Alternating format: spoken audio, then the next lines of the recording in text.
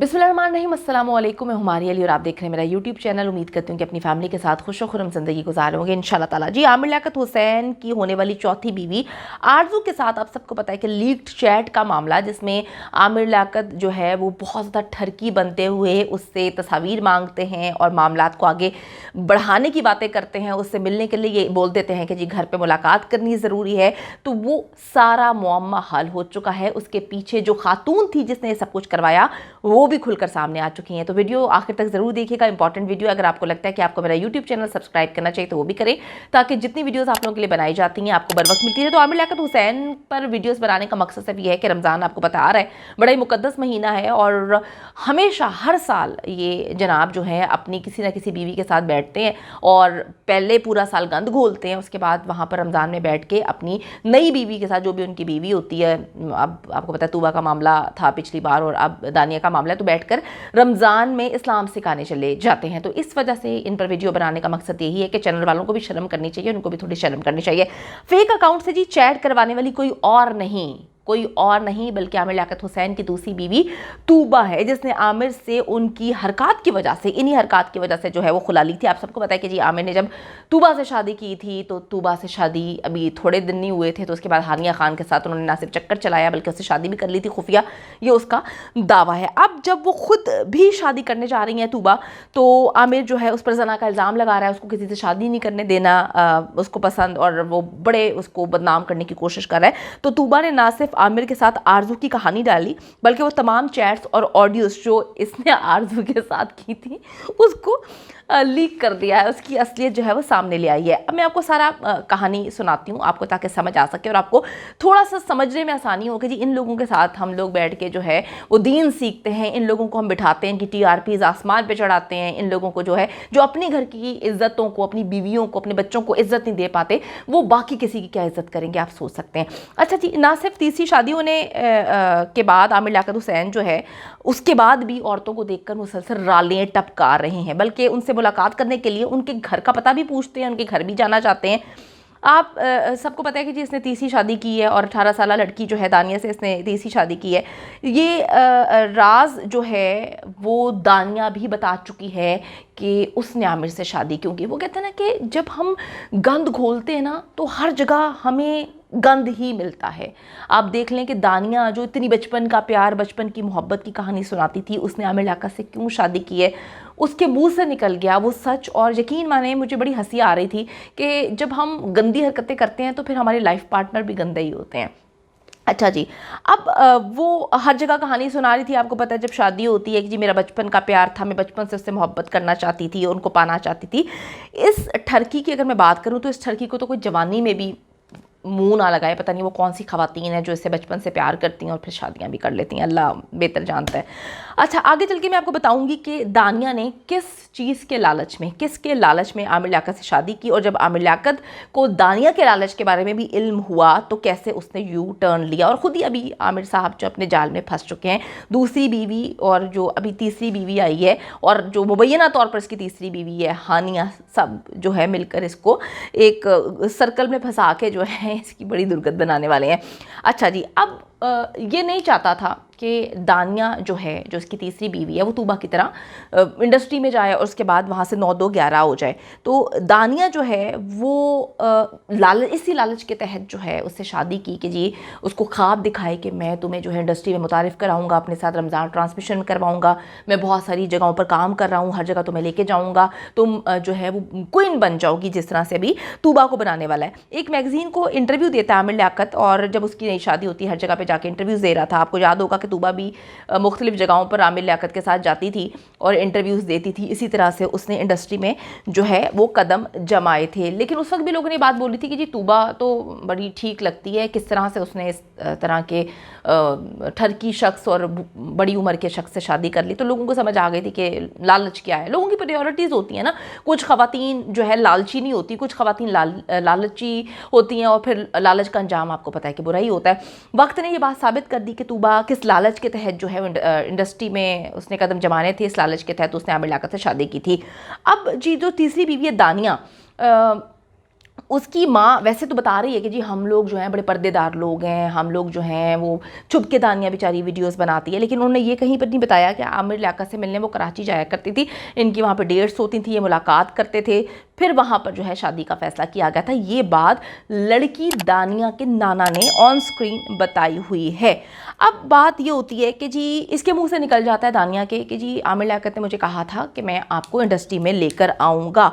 तो आमिर लियाकत आपको पता है इसका काम ही लोगों को बेवकूफ़ और पागल बनाना है। अब क्योंकि आमिर को मालूम हो चुका है कि ये कितनी क्रेज़ी है, चंद दिन बाद ही इसको पता चल गया कि तूबा की तरह ये भी उतनी ही क्रेज़ी है इंडस्ट्री में जाने के लिए, तो कहीं ये मुझे छोड़ के ना चली जाए।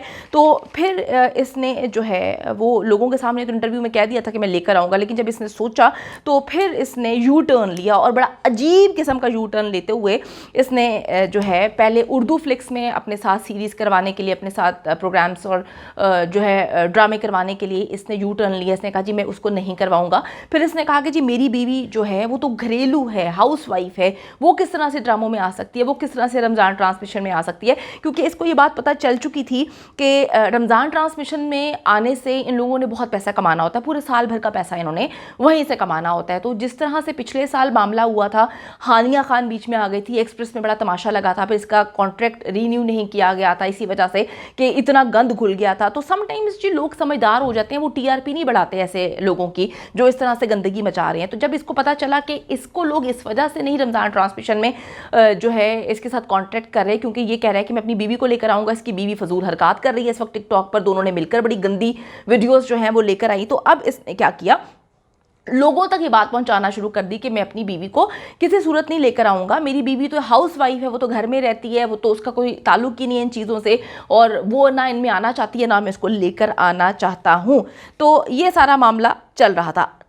इतनी सारी चीज़ों में इसने जब यू टर्न लिया वो बेचारी दानिया के साथ, तो वो तो अपना मुंह लेकर बैठ जाती है। इतने में जी एक नई कैंडिडेट आरजू आ जाती है मैदान में और उसने आमिर लियाकत से रब्ता किया। आमिर लियाकत को कहा मैं आपसे बहुत प्यार करती हूँ, आपको पसंद करती हूँ, आप मुझे बहुत अच्छे लगते हैं।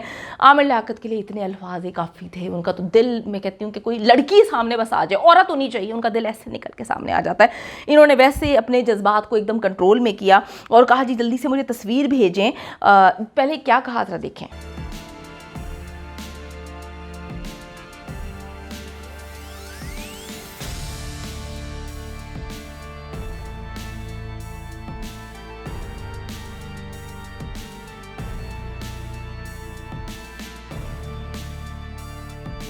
शुक्रिया जी बहुत बहुत, लेकिन रोने की ज़रूरत से नहीं है बिल्कुल।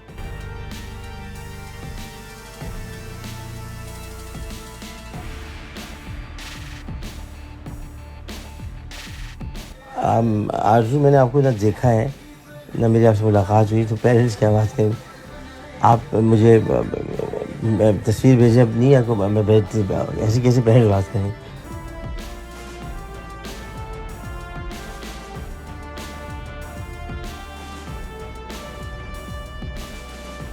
लाइव पिक्चर की कोई बात नहीं है, आप मुझसे मेरी आवाज़ सुन लीजिए, मैं ही हूँ।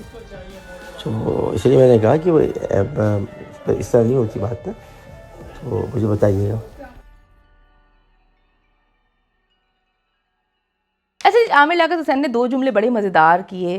जब उसने कहा जी लड़की ने कहा लाइव चैट में आ जाए, तो आमिर लियाकत कहते हैं कि जी नहीं मेरी आवाज़ काफ़ी, आप मेरी आवाज़ सुन लें। और फिर दूसरा मज़ेदार जुमला ये होता है कि जी अपनी तस्वीर भेजें, तस्वीर नहीं भेजेंगे तो आगाज़ कैसे होगी।